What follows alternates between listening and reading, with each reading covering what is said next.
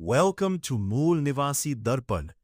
आप सभी श्रोतागण का मूल निवासी दर्पण चैनल हार्दिक स्वागत एवं अभिनंदन करता है। जय भीम नमो बुधाय दोस्तों। तो आज का मेरा वीडियो का टॉपिक है कि बर्नियर के समय में जगन्नाथ की रथ यात्रा कैसे चलती थी, तो उनका आंखों देखा हाल मैंने आपके सामने रखने जा रहा हूं, जो अपने आंखों से देखे हैं और अपने भारत यात्रा में दर्ज किए हैं। तो चलता हूं टॉपिक पर। देखिए, रथ यात्रा जो है इनका टॉपिक है। इनके बुक का नाम है बर्नियर की भारत यात्रा। तो इसी में नीचे में है रथ यात्रा। तो देखिए, बंगाल की खाड़ी के किनारे पर जगन्नाथ नामक एक नगर है, जहाँ पर जगन्नाथ जी की प्रसिद्ध मंदिर है। जहाँ तक मुझे याद है कि प्रति वर्ष 8 या 9 दिनों तक यहाँ एक उत्सव हुआ करता है। जिस प्रकार प्राचीन समय में हमन यूनानियों और रोमियों के सबसे बड़े प्राचीन देवता जुपिटर का नाम हमन है, मंदिर में या आजकल मक्का में भी भीड़ होती है, उसी प्रकार यहाँ भी होती है। कहा जाता है कि कभी कभी यहाँ 1.5 लाख तक आदमी आया करते हैं। वे लोग लकड़ी का एक बड़ा रथ बनाते हैं, जो भारत के और स्थानों में देखा है। इस पर बहुत सी विचित्र मूर्तियाँ बनी या रंगी होती है। किसी के 2 सिर, किसी के 2 धड़, किसी का आधा धड़ मनुष्य का और आधा धड़ पशु का, अथवा और ऐसे ही विचित्र आकार की मूर्तियाँ बनी होती है। इस रथ में 14 या 16 पहिए होते हैं और लगभग 50 या 60 आदमी इसे ढकेलते या खींचते हैं।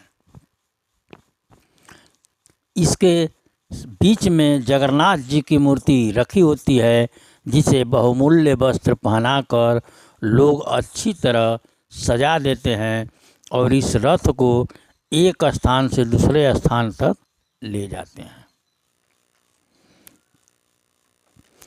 पहले दिन जिस समय मंदिर में दर्शन होता है, उस समय वहाँ भीड़ इतनी अधिक होती है कि कोई वर्ष ऐसा नहीं बीतता जबकि दूर दूर से चलकर थके मांदे किसी न किसी यात्री का वहीं पर प्राणांत न हो जाता हो, मतलब मृत्यु न हो जाता हो।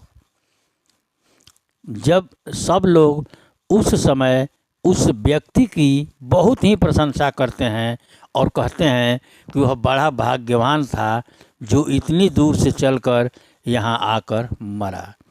तो दोस्तों देखिए, इस समय ही मान लें कि हमारे भारत में वही शाहजहाँ औरंगजेब के बाद हालांकि मुगल सम्राट ये भी था, अकबर से ही ये सब अंधविश्वास पाखंड बहुत ज़्यादा बढ़ गया और लोग रूमर फैलाने लगे।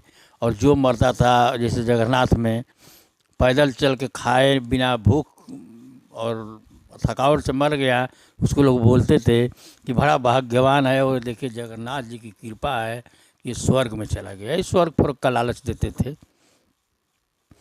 जो इतनी दूर से आकर यहाँ मरा।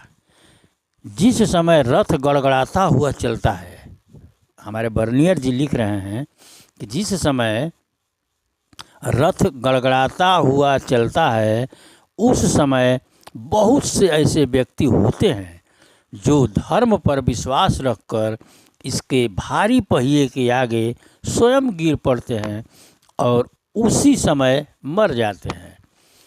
इन्हें विश्वास होता है कि यह कार्य बहुत अच्छा और वीरता का है। इस प्रकार मरने से जगन्नाथ जी उन्हें अपने निकट बुला लेंगे और दूसरे जन्म में उन्हें खूब वैभव और सुख मिलेगा। तो इस तरह का लालच दिया जाता था कि आप लोग जितने चक्कर मरोगे उतने ही आप लोग का आगे बढ़िया जन्म होगा और बढ़िया खूब खूब सुख मिलेगा। तो देखिए ऐसे ही लोगों को भरमा कर रखते थे। ऐसे अवसरों पर ब्राह्मण अपने स्वार्थ के लिए, अब देखिए यहाँ पर लिख रहे हैं कि ये नहीं कि किसी और का स्वार्थ था, ब्राह्मण अपने स्वार्थ के लिए अर्थात पुण्य दान की चीज़ें पाने के लिए लोगों को कामों के लिए और भी उत्तेजना करते थे, उत्तेजना देते थे। मतलब कि ऐसे जो ब्राह्मण थे, ये तो बताया गया है कि बमण शब्द भी वहीं से था और उसी ब्राह्मण को ये लोग आके जो सम्मानित पद था जिस पे लोग विश्वास करते थे, तो उस पद का ये अपना चुरा लिया और यहाँ पर ब्राह्मण बनकर, और देखिए कैसे लोगों को चक्के तक जान देने के लिए उत्तेजित करते हैं कि ज़्यादा से ज़्यादा लोग इसमें मरे,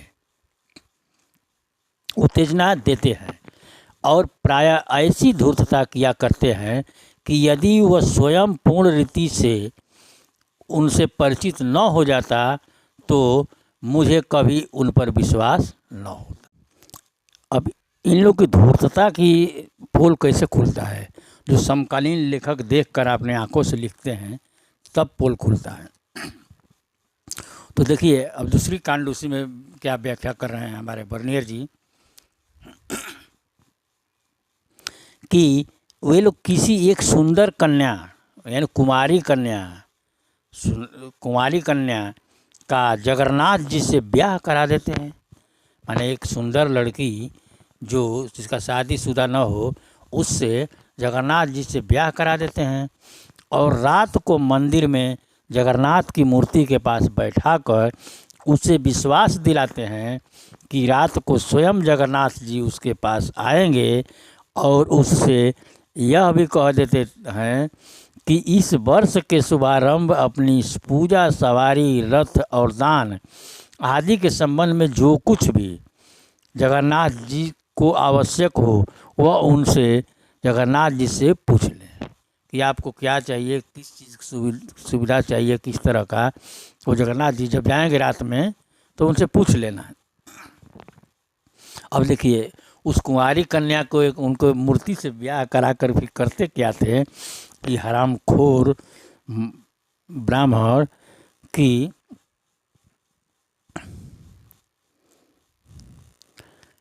रात में, अब देखिए वहाँ उसको उगट काट कर बैठा दिए और बोले कि जगन्नाथ जी रात में आएंगे, आपको दर्शन देंगे, आज जो कुछ भी कहना होगा दुख सुख आप उनसे कहिएगा।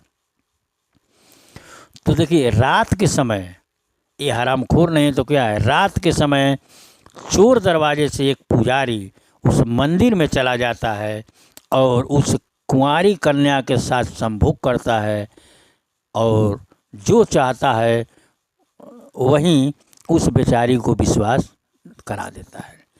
अब देखिए कितना अनर्थ है, यह धर्म है या अधर्म है।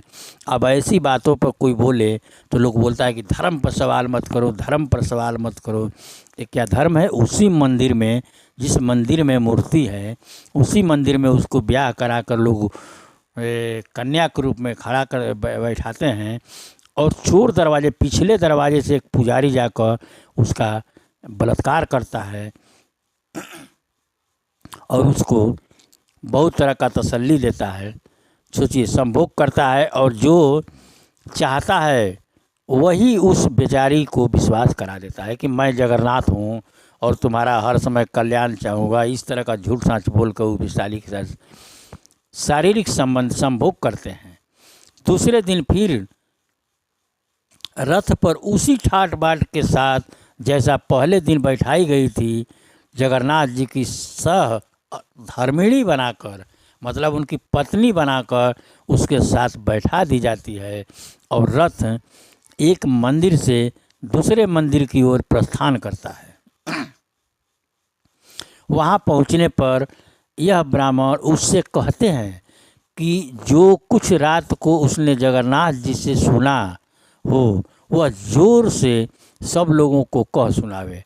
अब ये जो पुजारी है, अब बताइए कि रात को गया है उसके पास चोर दरवाजे से और जाकर उसके साथ संभोग किया और उसको डरा धमका कर कहा कि अगर तुमको ये पूरे समाज में बोलना होगा कि जगन्नाथ भगवान आए थे और हमारे साथ सब कुछ किए और मेरा उनसे शादी हो गया है, विवाह हो गया है, इस तरह का झूठ साँच बुलवाने के लिए, है ना, उसको जोर से लोगों को कह सुनावे। क्या बात है। अब बताइए, अब वो लड़की चिल्ला चिल्ला जो है उनको कहती थी। उत्सव के दिन रथ के आगे और मंदिरों में भी कस्बियों का नाच होता है। कस्बियों माने शहरियों का, कस्बा माने शहर होता है, उस कस्बियों का मतलब शहर के अगल बगल। वे सैकड़ों प्रकार के भद्दे अश्लील इशारे करती है और ब्राह्मण उन सब बातों को भी धर्म का एक अंग बताते हैं। मतलब जितने भी भद्दे भद्दे अश्लील इशारे से सब करते हैं लोग, उसको भी ये लोग अपना धर्म का अंग बताते हैं। ये बर्नियर जी लिख रहे हैं कि विदेशी यात्री जो कि निष्पक्ष हैं, मैंने बहुत सी ऐसी स्त्रियों वेश्याओं को देखा जो सुंदरता में बहुत प्रसिद्ध है, पर वे सर्वसाधारण के पास नहीं जाती। उन्होंने बहुत से मुसलमानों, ईसाइयों, हिंदुओं के साथ रहना और बहुत द्रव्य लेना अस्वीकार कर दिया, क्योंकि उन्होंने अपने आप को देवताओं, मंदिरों के पुजारियों और उन साधुओं को अर्पण कर दिया था। बताइए, ऐसे ऐसे भी सुंदरियां थी जिसको, जो पुजारी और पंडितों के लिए वो अपना शरीर अर्पण कर दी थी, और उस जगह पर मुसलमान, ईसाई और हिंदू को जो भी अपना के माने बहुत बड़े करोड़पति लखपति बनते थे, उनका भी लेना अस्वीकार कर जाती थी। क्यों कि ये धर्म के गुरुओं की वो एक रखनी टाइप की थी जो अर्पण कर दिया है।